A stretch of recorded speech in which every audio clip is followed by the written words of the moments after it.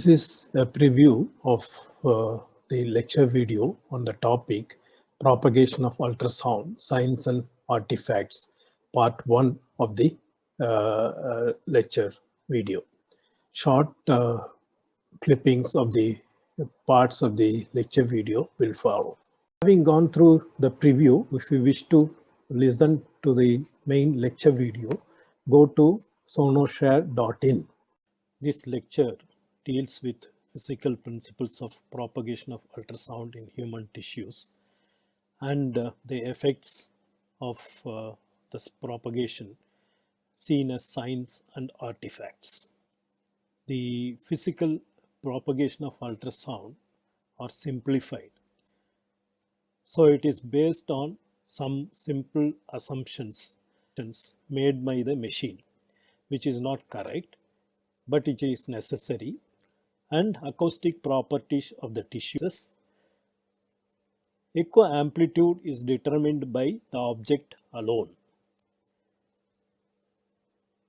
So if anything we see the effects contrary to these assumptions. So machine has some assumptions, but they happens by the propagation of ultrasound, and we can see some enhancement attenuation echo technique. So the technique used is pulse echo, whereby from the probe ultrasound is produced, one decreases in intensity, that is called attenuation due to scatter. So what is scatter? When the beam passes through, there is a scatter of the beam in various directions which do not reach the principle of reflection. Now take this example. The incident beam has got a strength of 100 decibels. So when it goes through the body, it gradually attenuates, and at the far end of the image you get incident beam 100 decibel becomes 75 at this depth, 50 at this depth. Expected from the interface is dependent on the difference in acoustic impedance, the mismatch of the adjacent tissues.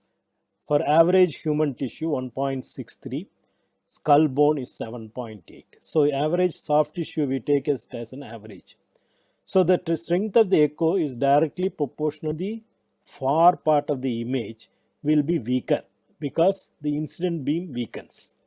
So as a result, the echoes from the far part of the beam, far part of the image will be darker. The total gain, increase the power or the total gain. That means all the coming back echoes you increase. Then what happens? The near echoes will also be. In the TGC control has got toggles, about 8 or 10 toggles. Each one increases or decreases the amplitude of the coming back echoes. Spleen and kidney look normally, and the pancreas looks normally, and then the uterus, how it looks normally. So this is called the normal echo pattern of the solid organ. Explain. So this is the probe kept on the right hypochondrium, and you get the section of the liver, and you have got the echo-poor lesion here is like before. So as a result, it would have become reduced from 50 to 25. Okay. So here the echoes returning will be of higher amplitude. Again, this is in the liver, this is in the kidney, a solid lesion. There is no enhancement. So the lesion looks echo poor and looks solid, but there is enhancement. So when there is enhancement, we know that the lesion contains fluid. Hemorrhage into a cyst. This is in the liver, in the kidney, or it can be an infected. It looks solid, but there is acoustic enhancement. So we know that the lesion contains fluid.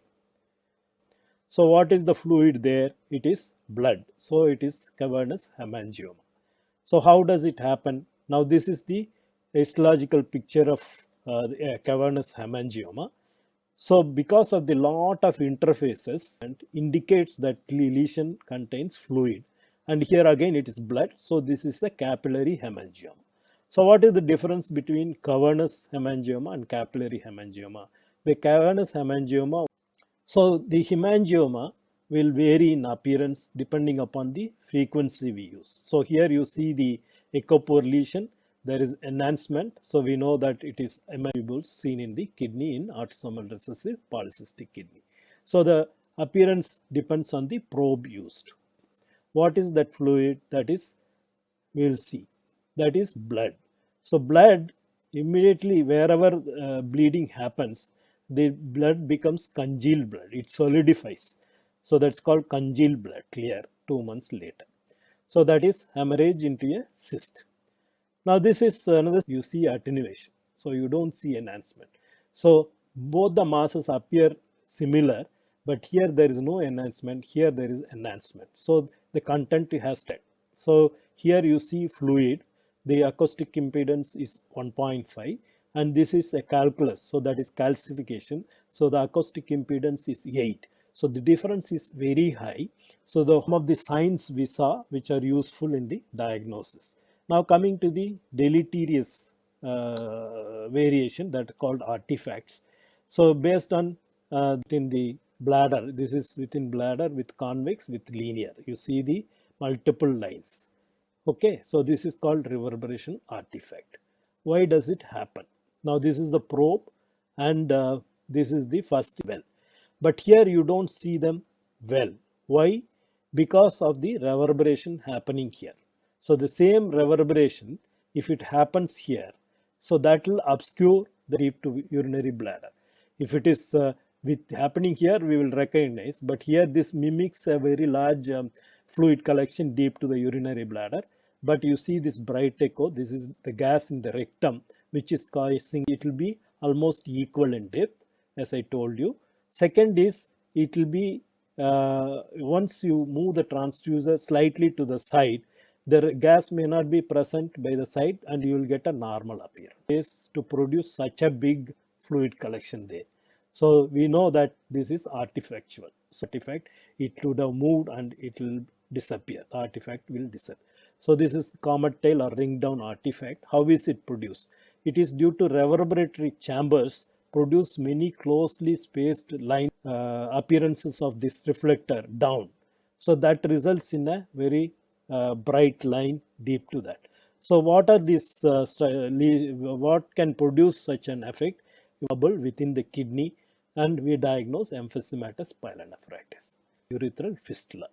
Now in this comet tail is also a shadow. You see, you deep to that you will make out, you cannot make out what is happening. You see the shadow, it will Rokitan or a sinus within the wall of the gallbladder containing crystals. So that helps us to diagnose adenomyomatosis of the gallbladder.